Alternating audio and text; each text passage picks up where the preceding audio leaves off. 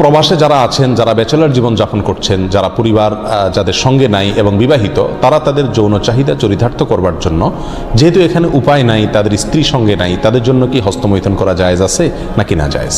কোরআনে কারীমে আল্লাহ সুবহানাহু ওয়া তাআলা বলেছেন, ওয়াল্লাযীনা হুম লিফুরুজিহিম হাফিজুন ইল্লা আলা আজওয়াজিহিম আও মা মালাকাত আইমানুহুম ফাইন্নাহুম গায়রু মালুমিন ওয়া ফামান ইবতাগা ওয়ারাআ যালিক ফাউলাইকা হুমুল আদুন। তিনটি আয়াত আল্লাহ তাআলা বলেছেন, কৃতদাসী এবং নিজের স্ত্রী, এই দুই শ্রেণী ছাড়া, এই দুটি ক্ষেত্র ছাড়া অন্য কোনো জায়গা যাদের লজ্জাস্থানকে তারা ব্যবহার করে না, সেই সমস্ত লোকেরা সফল মোমেন, তারা সার্থক মোমেন।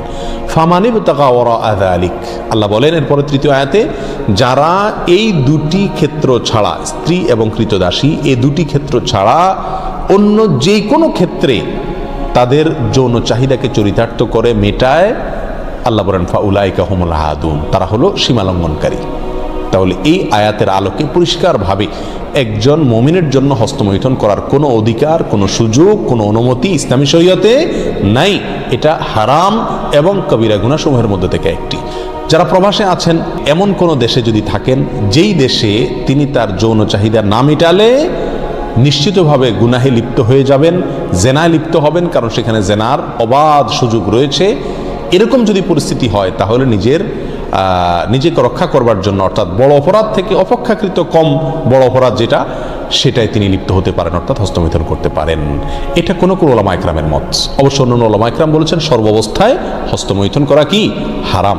এই জন্য প্রবাসে যারা আছেন তাদের উচিত এই অপরাধ থেকে বেঁচে থাকা। বিশেষ করে মধ্যপ্রাচ্যে, আরব দেশে, সৌদি আরব সহ যে সমস্ত দেশে আলহামদুলিল্লাহ আল্লাহ সুবহানাহু ওয়া তাআলা পরিবেশ এখনো পর্যন্ত ভালো রেখেছেন, এখানে মানুষ চাইলেই জেনা করার সুযোগ নাই। অতএব এখানে এই সমস্ত দেশে যারা বসবাস করছেন তারা এই অজুহাতে হস্তমৈথুন করলে তাদের জন্য জায়েজ হবে না, এটা গুনাহ হবে, আখিরাত নষ্ট হবে, স্বাস্থ্যের জন্য যেহেতু ক্ষতিকর, সেই জন্য এটা শরীয়তে আরও বেশি কঠোরভাবে নিষিদ্ধ। এর জন্য সবর করতে হবে। নবী আলাইহিস সালাম বলেছেন, মান ইসতাতাআ মিনকুমুল বাআতা ফালিয়াতাজাওয়াজ, কার যদি সাধ্য থাকে সে নিজের চরিত্রকে হেফাজত করার জন্য বিয়ে শাদী করে। যদি বিয়ে শাদী করতে না পারে, এর মাধ্যমে সে নিজের চরিত্রকে হেফাজত করার মতো আর্থিক সঙ্গতি তার না থাকে, তাহলে নবী আলাইহিস সালাম বলেছেন ফালাইহি বিসসাওম, সেই জন্য রোজা রাখে। যদি রোজা রাখে তাহলে ইনশাআল্লাহ তার যৌন যে উত্তেজনা আছে সেটা প্রশমিত হবে, কিন্তু কোনো অবস্থাতেই হস্তমৈথুনের অনুমতি নাই। শুধুমাত্র কোনো ওলামা ইকরাম অনুমতি দিয়েছেন ওই ব্যক্তির জন্য যে ব্যক্তি এমন কোনো পরিবেশে আছে যে পরিবেশে এটা না করলে তার আর নিজের চরিত্রকে রক্ষা করাবার বা জেনা থেকে বাঁচবার কোনো সুযোগ নাই। আল্লাহ তাআলা আমাদেরকে সবাইকে গুনাহ থেকে বেঁচে থাকার মতো ঈমানি শক্তি নসিব করেন। যদি কেউ এই বদঅভ্যাসে আক্রান্ত হয়ে যায়, তার এই বদঅভ্যাস থেকে মুক্তির একটা অন্যতম উপায় হলো কোনো অবস্থাতে তিনি একাকী থাকবেন না কোথাও। ইনশাআল্লাহ এর মাধ্যমেই আল্লাহ সুবহানাহু ওয়া তাআলা তাকে আশা করা যায় হেফাজত করবেন এবং এই বদঅভ্যাস থেকে তিনি বের হয়ে আসতে পারবেন। আল্লাহ আমাদের সবাইকে হেফাজত করুন। এরপর ইসলাম আইডি থেকে আপনি লিখেছেন, যদি কোনো নারী পুরুষ জেনা করে বিবাহের আগে আল্লাহর কাছে তওবা না করে পরবর্তীতে বিবাহ করে, তাহলে তাদের বিবাহ বৈধ হবে কিনা? কোন নারী পুরুষ জেনা করার পর তওবা করা ছাড়া, আল্লাহর কাছে তওবা করা ছাড়া তারা যদি বিবাহ করেন তো তাদের বিবাহ বৈধ হয়ে যাবে সন্দেহাতীতভাবে, কিন্তু এই যে তওবা করলো না সেজন্য তারা আগের গুনাহের জন্য আল্লাহর কাছে দায়ী থেকে যাবেন। সো তারা সে গুনাহের জন্য আল্লাহর কাছে তওবা করতে হবে, ইস্তেগফার করতে হবে, দায় মুক্তি আল্লাহর কাছে তারা আশা করতে হবে, কামনা করতে হবে। গুনাহটাকে যে কোনোভাবে আল্লাহর কাছ থেকে মাফ চেয়ে নিতে হবে, কিন্তু অ্যাট দ্য সেম টাইম তাদের যে বিয়েটা বিশুদ্ধ হয়ে যাবে। রমজানের দিনের বেলা হোটেল খোলা রাখা নিয়ে বিতর্ক চলছে। কেউ হোটেল খোলা রাখাকে রমজানের গাম্ভীর্যের বিরোধী বলছেন, আবার কেউ বলছেন অমুসলিম, মুসাফির, শিশু ও ঋতুবর্তী নারীদের জন্য হোটেল খোলা রাখা উচিত। এই বিষয়ে আপনার ব্যাখ্যা জানতে চাই। দেখুন, বাংলাদেশের আবহমান কাল থেকে চলে আসা কালচার এটি। এদেশের সংখ্যাগরিষ্ঠ মানুষ মুসলমান, আর মুসলমানদের মধ্যে বেশিরভাগ মুসলমানরাই রোজা রাখেন, অর্থাৎ সমাজের প্রায় সবাই রোজা রাখে।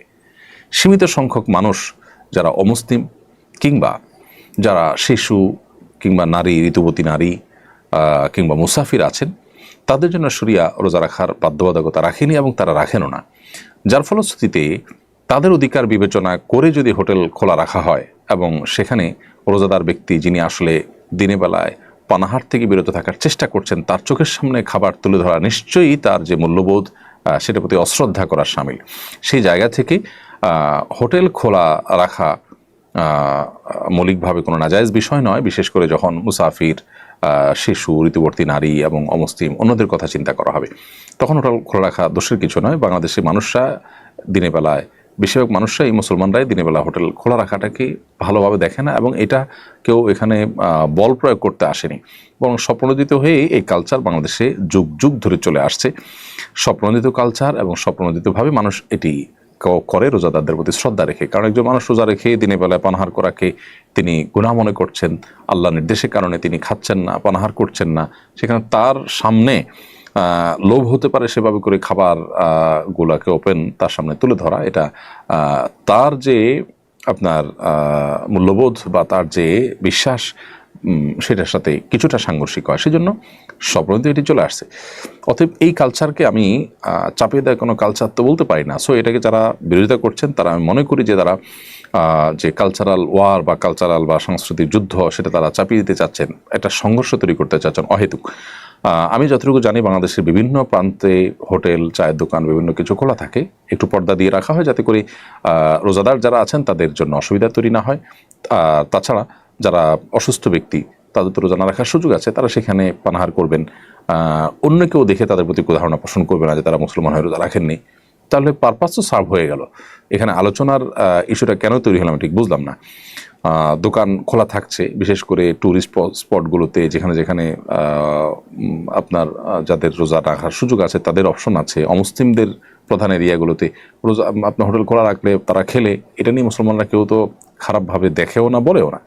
কোনো মুসলিম রোজার মাসে দিনের বেলায় তিনি হোটেল খোলা রেখে যদি খান, তাহলে আজও পর্যন্ত কোনো মুসলমান তাকে খারাপভাবে দেখেনি, বলেও নি। সো আমি মনে করি যে এখানে রোজা রেখে রোজার মাসে হোটেল গণহারে খোলা রাখার যে দাবি সেটা অবান্তর। যে দেশের 70-80% মানুষ রোজা রাখে, সে দেশে আপনার দিনের বেলা রমজান মাসে হোটেল খোলা রাখার দাবি তোলাটা কোনোভাবে যৌক্তিক নয়। তবে অবশ্যই যে সমস্ত এলাকাতে বা কিছু কিছু হোটেল খোলা রাখা অসুস্থ ব্যক্তি বা অন্যান্যদের কথা চিন্তা করে সেটা সঠিক আছে, এবং সেটাকে বাধা দেওয়া গণহারে সেটা আবার অযৌক্তিক হবে। সম্প্রতি ঢাকা বিশ্ববিদ্যালয়ে এক ব্যক্তি এক নারীকে যথাযথভাবে ওড়না পরার কথা বলে ভাইরাল হয়ে যায়। বিষয়টা নানা ধরনের বিতর্ক তৈরি করে। পুরো বিষয়টা আপনি কিভাবে ব্যাখ্যা করবেন? দেখুন, পুরো ঘটনা, ওড়নাকাণ্ডের পুরো ঘটনার অ্যাকচুয়াল চিত্র কি ছিল সেটা আমি নিজেও জানি না, এবং আমার মনে হয় যে নিরপেক্ষ তদন্তের মধ্য দিয়ে পুরো ঘটনার প্রকৃত রহস্য বা এক্স্যাক্টলি তিনি কি বলেছেন, কতটা দোষ করেছেন না আদৌ করেননি, সে বিষয়গুলো ফুটে উঠবে। আমাদের দেশে আমরা এ ধরনের ঘটনাগুলোতে বিশেষ করে দেখি যে এক শ্রেণী মানুষ অতি উৎসাহী হয়ে তারা এগুলোকে বেশ ফুলিয়ে ফাঁপিয়ে প্রকাশ করেন। এটা আমাদের অতীত অভিজ্ঞতা থেকে বলছি। টিপকাণ্ডের কথা নিশ্চয়ই আপনাদের মনে আছে। টিপকাণ্ডে সেই পুলিশ সদস্যকে বরখাস্ত করা হয়েছে, সামাজিকভাবে তাকে হেনস্থা করা হয়েছে, হেয় করা হয়েছে, তার মানহানি হয়েছে। কিন্তু তদন্তের রিপোর্ট পরবর্তীতে বলেছে যে না, তিনি নির্দোষ সাব্যস্ত হয়েছেন। তাহলে এই যে তার নামে মিথ্যাচার করা হলো, জাস্ট একটা দাড়ি বিশিষ্ট মানুষ হওয়ার কারণে তার তিলকে তাল বানিয়ে প্রচার করে তার চাকরিচ্যুত করা হলো, মানসম্মান নষ্ট করা হলো, তার চাকরি ফিরে দেওয়া বা মানসম্মান ফিরে দেওয়ার কোনো স্কোপ কি আদৌ তৈরি হয়েছে? আদৌ কি সে কাজটি করা হয়েছে? আমরা কি সমাজের যে মানুষগুলো তাকে দোষী সাব্যস্ত করেছি, কালপ্রিট বানিয়েছি, তারা কি তার কাছে সরি বলেছি? দেখুন, এই অতীত অভিজ্ঞতা একটি দুটি নয়, অনেক অভিজ্ঞতা রয়েছে, যে অভিজ্ঞতাগুলো দ্বারা বোঝা যায় যে নারীঘটিত যদি ইস্যুগুলোকে তিলকে তাল বানানোর একটা প্রচেষ্টা আমাদের দেশে আছে। এই ছেলে কতটা কি বলেছে আমরা জানি না, আমি ছেলেকে নির্দোষ বলছি না। আবার একই সাথে তাকে যেভাবে তুলোধনা করা হচ্ছে, সে আসলে এটার কতটা উপযুক্ত না উপযুক্ত আমি জানি না। তার দু একটা সাক্ষাৎকারের দু একটা ওয়ার্ড আমি যতটুকু জানি খুবই বাজে ওয়ার্ড তার মুখ থেকে বের হয়েছে, এটা পরবর্তীর কথা। আমি মূল ঘটনার কথা বলছি যে সেখানে কি ঘটেছে আমরা জানি না। তো এই ছেলের অ্যাপ্রোচ যদি ত্রুটি থাকে, তাকে নাসিহা করা যেতে পারে, তাকে শাসন করা যেতে পারে। সে দোষ করলে তার দোষের বিচারও হতে পারে, সন্দেহাতীতভাবে সেটি হওয়া উচিত। কিন্তু একই সাথে বিচার বিশ্লেষণ ছাড়া গণহারে একটা মানুষকে দোষী সাব্যস্ত করা, বিশেষ করে যখন দাড়ি বিশিষ্ট কেউ হয়, আর বিপরীতে যখন নারী থাকে তখন নারীকে চোখ বন্ধ করে ভিকটিম বানিয়ে ফেলা, এটা আমাদের সেটা কমন কালচার। গাড়ি অ্যাক্সিডেন্ট হলে যেরকম গায়ে নিচে চাপা পড়া মানুষটাকে চোখ বন্ধ করে ভিকটিম বানানো হয়, আর ড্রাইভারকে চোখ বন্ধ করে দোষী সাব্যস্ত করা হয়, সব সমাজে এমনটি নাও হতে পারে, বরং অনেক সময় গাড়িতে চাপা পড়া মানুষটারই দোষ থাকতে পারে, ড্রাইভারের দোষ নাও থাকতে পারে। এই জিনিসটা আমরা বেমালুম ভুলে যাই। তো এই জন্য আমি আশা করব এ বিষয়ে যথাযথ তদন্ত হয়ে তারপর উপযুক্ত দোষী ব্যক্তিকে বিচারের মুখোমুখি করা হবে। আর দাওয়াতি কাজ যে যুবক করেছেন, তিনি দাওয়াতি কাজ করার প্রক্রিয়াতে যদি কোনো ভুল করে থাকেন, পদ্ধতিতে ভুল করে থাকেন, তো অবশ্যই সেখান থেকে অন্যদের শিক্ষা নেওয়া উচিত যে দাওয়াতি কাজ সঠিকভাবে করতে হয়, না হলে তার লাভের চাইতে ক্ষতি বেশি হয়। কিন্তু একই সাথে আমি পুরো বিষয়টাকে তদন্ত করে তারপরে প্রকৃত দোষী সাব্যস্ত হলে তার বিচারের দাবি করছি। এবং আমি যতটুকু জানি তিনি জামিনে মুক্ত হয়েছেন। অতএব জামিনে মুক্ত হলে এটাকে আবার দোষারোপ করা বা এটা নিয়ে আবার অনেক কথা বাড়ানোর কোনো কারণ নেই। তবে একই সাথে অতি উৎসাহী কিছু মানুষ তাকে আবার পাগড়ি পরিয়ে একেবারে যেভাবে তাকে অ্যাপ্রিসিয়েট করেছেন, সেটা নিয়ে অবশ্য যথেষ্ট আপত্তি তোলবার সুযোগ আছে। এই জায়গা থেকে যে এ ছেলের অ্যাপ্রোচটা সঠিক বেঠিক কী ছিল না ছিল জানা শোনা ছাড়াই শুধুমাত্র তিনি হয়তো আপনার ধার্মিক অথবা দাড়িধারী, সেই কারণে তাকে আমি অ্যাপ্রিসিয়েট করলাম। তার যদি কোনো ভুল হয়ে থাকে সেটাকেও তো সংশোধনে আনা উচিত। তো আমার মনে হয় পুরো বিষয়টা তদন্ত করে প্রকৃত চিত্রটা তুলে ধরা দরকার। তার আগ পর্যন্ত অন্তত কাউকে ভিকটিম আর কাউকে দোষী সাব্যস্ত করাটা এটা ইটসেলফ আর একটা মব জাস্টিস হয়ে যায় কিনা।